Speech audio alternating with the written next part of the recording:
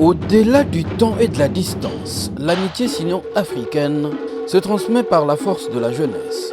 C'est sur ce thème que s'articule la 9e édition du Forum Jeunesse sino-africaine, où plusieurs activités sont programmées, dont des visites et des échanges entre les jeunes de Beijing, capitale de la Chine, ainsi que dans la province du Qinghai.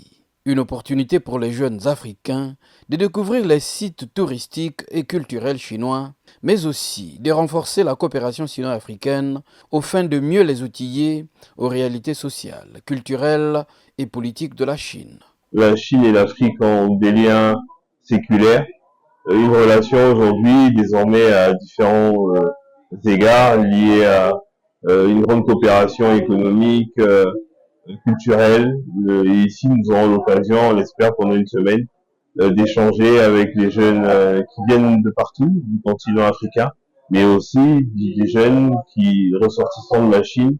Je trouve que c'est une belle initiative parce que ça permet aux deux pays de mieux se connaître et d'apprendre l'un de l'autre.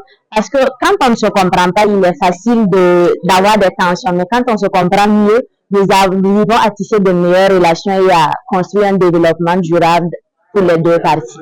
Avec une population jeune, estimée à plus de 400 millions d'habitants âgés de 15 à 35 ans, sur 1,2 milliard jeunes, dont l'âge oscille entre 15 à 24 ans au niveau mondial. L'Afrique a besoin de politiques et programmes de développement en faveur de cette tranche d'âge pour tirer profit de cette dividende démocratique pour son épanouissement.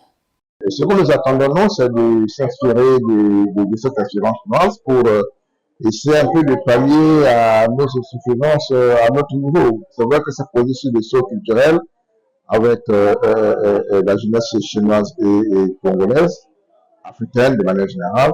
Mais nous, en tant que chercheurs, nous venons à Bréveux, ici, nous allons profiter de cette visite culturelle, ce forum pour tirer le meilleur parti, la meilleure pratique que nous allons appliquer chez nous.